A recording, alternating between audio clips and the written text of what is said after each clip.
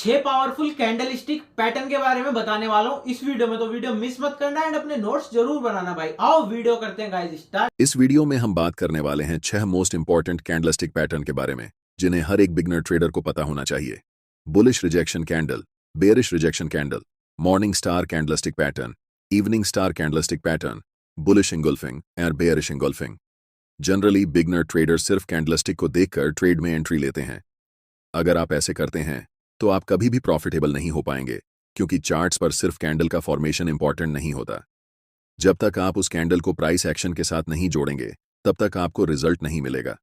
इस वीडियो में हम एग्जैक्टली यही जानने वाले हैं कि इन सभी 6 कैंडलस्टिक पैटर्न को कैसे सपोर्ट और रेजिस्टेंस, सप्लाई और डिमांड, कैंडल के बनने के पीछे की साइकोलॉजी, कब कैंडल को ट्रेड करना है और कब कैंडल को ट्रेड नहीं करना है, यह जानेंगे। साथ ही हम इन सभी कैंडलस्टिक पैटर्न को लाइव मार्केट उदाहरण के साथ ट्रेड करके देखेंगे, जिससे आपको यह पूरा कॉन्सेप्ट अच्छे से समझ में आए, प्रैक्टिकल नॉलेज मिले और आप प्रॉफिट बना सकें। तो चलिए वीडियो को शुरू करते हैं और सबसे पहले रिजेक्शन कैंडल्स की बात करते हैं। स्क्रीन पर दिख रहे सभी कैंडल्स रिजेक्शन कैंडल्स हैं। अब आपको दिख रहा होगा कि इनमें बहुत सारे कैंडल्स जैसे हैमर कैंडल, इन्वर्टेड हैमर या फिर शूटिंग स्टार कैंडल शामिल हैं। लेकिन आपको कैंडल का नाम याद रखना जरूरी नहीं है, क्योंकि ये सारे कैंडलस्टिक पैटर्न एक ही तरीके से ट्रेड किए जाते हैं। हम इन सभी कैंडलस्टिक को 2 ग्रुप में डिवाइड करते हैं। पहला बुलिश रिजेक्शन कैंडलस्टिक पैटर्न और दूसरा bearish rejection candlestick pattern. Bullish rejection candlestick pattern की लोअर वीक बॉडी के कंपैरिजन में लंबी होती है। अगर आपको नहीं पता कि बॉडी और वीक क्या होते हैं, तो मैं बता दूं कि ये जो बॉक्स एरिया है, जो कि ग्रीन या फिर रेड हो सकता है, इसे हम कैंडल की बॉडी कहते हैं। यह हमें बताता है कि कैंडल की ओपनिंग कहां हुई थी और क्लोजिंग कहां हुई है। कैंडल के ऊपर और नीचे जो आपको यह लाइन दिख रही है, इसे हम वीक कहते हैं, जो हमें कैंडल रेंज के बारे में बताती है, प्राइस कितना ऊपर तक गया और कितना नीचे तक। वापस टॉपिक पर आते हैं। बुलिश रिजेक्शन कैंडल की लोअर वीक बॉडी के मुकाबले लंबी होती है, जो हमें बताती है कि कैंडल ओपनिंग के समय मार्केट में सेलिंग का प्रेशर हाई था, जिससे प्राइस नीचे तक आ गई। लेकिन कैंडल क्लोज होने से पहले मार्केट में बड़े क्वांटिटी में बायर्स की एंट्री हुई, जिससे प्राइस ऊपर जाकर क्लोज हुई। सिंपल भाषा में यह कैंडल हमें बता रही है कि बायर्स और सेलर्स के बीच की लड़ाई में बायर्स ने सेलर्स को हराकर मार्केट में अपना दबदबा बढ़ा लिया है। बुलिश रिजेक्शन कैंडल जनरली आपको डाउन ट्रेंड के बाद दिखाई देता है। यह कैंडल हमें संकेत देती है कि प्राइस अब यहां से ऊपर जाने वाली है। लेकिन जब हम चार्ट्स देखते हैं तो हमें बहुत सारे बुलिश रिजेक्शन कैंडल्स दिखते हैं, लेकिन हर कैंडल में इतना ताकत नहीं होता कि सिर्फ कैंडल ये डिसाइड कर सके कि अब मार्केट यहां से ऊपर जाएगी। इसीलिए हर एक अनुभवी ट्रेडर सपोर्ट, रेजिस्टेंस या फिर सप्लाई और डिमांड का हेल्प लेता है। इसीलिए मैंने आपको शुरू में कहा था कि कैंडल का सिर्फ फॉर्मेशन इंपॉर्टेंट नहीं है, बल्कि इंपॉर्टेंट यह है कि वह कैंडल किस कॉन्टेक्स्ट और लोकेशन पर बन रही है। इस उदाहरण को ध्यान से देखिए। चार्ट्स पर यह एक स्ट्रॉन्ग सपोर्ट एरिया है, जहां से प्राइस प्रीवियस चार्ट्स पर रिजेक्शन लेकर ऊपर गई है। जब भी प्राइस इस सपोर्ट एरिया पर आकर एक बुलिश रिजेक्शन कैंडल बनाती है, तब हमें मार्केट में अलर्ट हो जाना चाहिए। याद रखें, कभी भी हमें तुरंत एंट्री नहीं लेना चाहिए। जब तक हम कंफर्म नहीं हो जाते कि मार्केट अब वाकई में यहां से ऊपर जाने वाली है, तब तक हमें ट्रेड में एंट्री नहीं लेनी चाहिए। हम कंफर्मेशन के लिए वेट करेंगे कि कब एक नेक्स्ट कैंडल इस रिजेक्शन कैंडल के हाई को ब्रेक करती है, और जब भी इस कैंडल के हाई को ब्रेक करेगी, तब हम मार्केट में एंट्री लेंगे, जिसमें हमारा स्टॉप लॉस सपोर्ट एरिया के जस्ट नीचे होगा और टेक प्रॉफिट निकटतम स्विंग हाई पर। किसी भी ट्रेड को लेने से पहले कम से कम आपके पास 3 कंफर्मेशन होनी चाहिए। इस उदाहरण में हमारे पास ये 3 कंफर्मेशन थे। पहला बुलिश रिजेक्शन कैंडल का फॉर्मेशन, दूसरा सपोर्ट एरिया और तीसरा जब next candle bullish rejection candle के हाई को ब्रेक करती है। अगर आप सिर्फ इन 3 कंफर्मेशन को ध्यान में रखकर ट्रेड लेंगे, तो आपके ट्रेड्स में प्रॉफिट होने का चांस बहुत ज्यादा बढ़ जाएगा। दूसरा तरीका जिससे हम कैंडलस्टिक पैटर्न को ट्रेड कर सकते हैं, वह है जब मार्केट अप ट्रेंड में होती है। इस उदाहरण में प्राइस हायर हाई बनाते हुए ऊपर की ओर बढ़ रही है। हमने आपको पिछले वीडियो में डाउ थ्योरी के बारे में बताया था कि प्राइस कभी भी एक दिशा में लगातार ऊपर या नीचे नहीं जाती। पहले प्राइस रैली करती है, फिर पुल बैक होता है और फिर से रैली करती है। यही मार्केट का स्ट्रक्चर होता है जिसे हमेशा फॉलो किया जाता है। इसलिए जब भी प्राइस अप ट्रेंड में हो और रैली फेज में हो, तब हमें मार्केट में एंट्री नहीं करनी चाहिए। हमें वेट करना चाहिए कि प्राइस कब पुल बैक लेती है, और जब पुल बैक पर हमें कोई बुलिश सिग्नल दिखता है, जैसे इस केस में हम बुलिश रिजेक्शन कैंडल की बात कर रहे हैं, इस पुल बैक के ऊपर हमें एक ट्रेंड लाइन ड्रॉ करनी है और जब चार्ट पर हमें बुलिश रिजेक्शन कैंडल दिखे तब हमें अलर्ट हो जाना चाहिए। याद रखें, अभी हमें ट्रेड में एंट्री नहीं लेनी है। जब भी अगली कैंडल ट्रेंड लाइन को ब्रेक करके उसके ऊपर क्लोज होती है तब हमें मार्केट में एंट्री लेनी है। फिबोनाची एक्सटेंशन में हमारा टारगेट इस प्राइस पॉइंट पर आ रहा है, इसलिए हम यहां तक अपना टारगेट रखेंगे। मैं चाहता हूं कि आप ध्यान से देखें कि इस चार्ट पर क्या होने वाला है। प्राइस लगातार ग्रीन कैंडल बनाते हुए ऊपर की ओर जाती है और हमारा टारगेट हिट हो जाता है।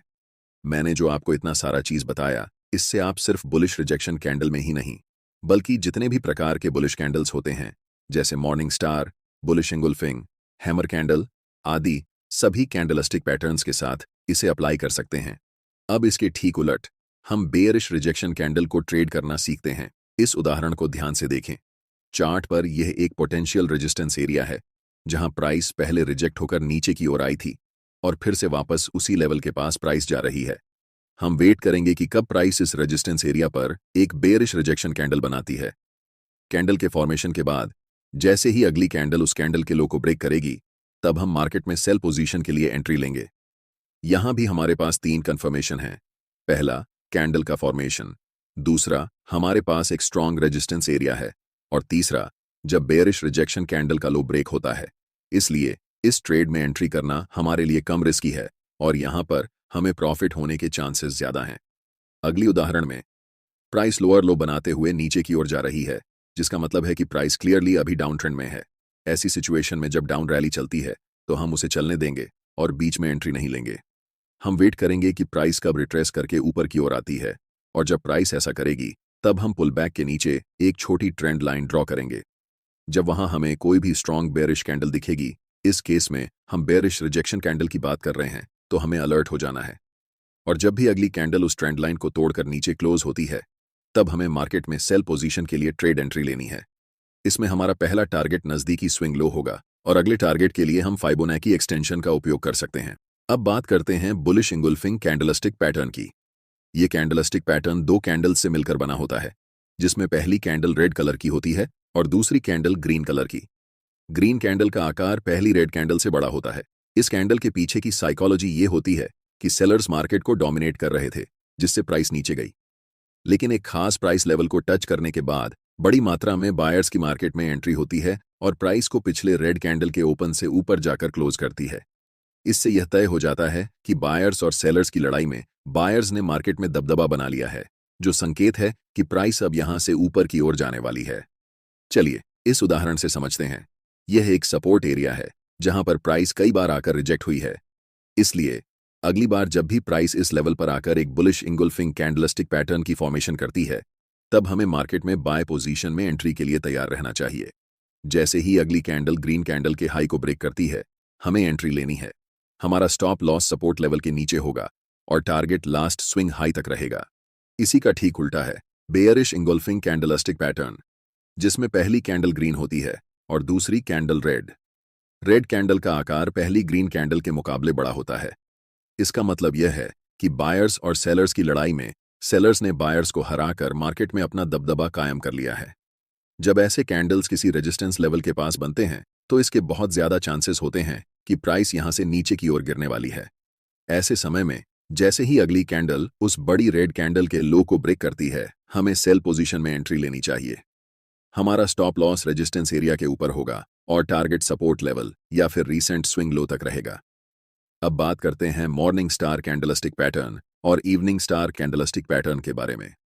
Morning star candlestick pattern 3 candles से मिलकर बनता है, जिसमें पहली कैंडल बड़ी और रेड कलर की होती है। दूसरी कैंडल एक इंडिसीजन कैंडल होती है, जिसमें बायर्स और सेलर्स की लड़ाई बराबर की होती है। इस कैंडल का कलर रेड या ग्रीन दोनों हो सकता है। तीसरी और आखिरी कैंडल एक बड़ी ग्रीन बुलिश कैंडल होती है, जो बताती है कि मार्केट में वापस बायर्स ने हैवी क्वांटिटी में एंट्री कर ली है, जिससे प्राइस अब ऊपर की ओर जाने वाली है। लेकिन ध्यान रहे, सिर्फ कैंडलस्टिक पैटर्न देखकर ट्रेड में एंट्री नहीं लेनी चाहिए। इस पैटर्न के केस में जब तक हमें एक स्ट्रॉन्ग सपोर्ट एरिया नहीं मिलता और अगली candle morning star candlestick pattern के हाई को ब्रेक नहीं करती, तब तक एंट्री नहीं लेनी चाहिए। लेकिन जब यह तीनों क्राइटेरिया पूरी हो जाते हैं, पहली कैंडल का फॉर्मेशन, दूसरा सपोर्ट एरिया और तीसरा अगली कैंडल का पिछले कैंडल के हाई को ब्रेक करना, तभी हमें मार्केट में एंट्री लेनी चाहिए। ऐसे ट्रेड्स की एक्यूरेसी सबसे ज्यादा होती है, इस पैटर्न का ठीक उल्टा है इवनिंग स्टार कैंडलस्टिक पैटर्न। इस पैटर्न में भी 3 कैंडल्स शामिल होती हैं। पहली कैंडल ग्रीन होती है, दूसरी कैंडल इंडिसीजन कैंडल होती है और तीसरी कैंडल रेड होती है। अगर यह पैटर्न किसी रेजिस्टेंस एरिया के पास बनता है और अगली कैंडल पिछले कैंडल के लो को ब्रेक कर देती है तो हमें सेल पोजीशन में एंट्री लेनी चाहिए। हमारा स्टॉप लॉस रेजिस्टेंस एरिया के ऊपर होगा और टारगेट रीसेंट स्विंग लो के पास रहेगा। आई होप गाइस वीडियो आप लोगों को पसंद आई होगी। अगर कोई भी डाउट है तो नीचे कमेंट जरूर करना। बाकी मिलता हूँ आप लोगों से किसी और वीडियो में। जब तक के लिए जय श्री राम भाइयों।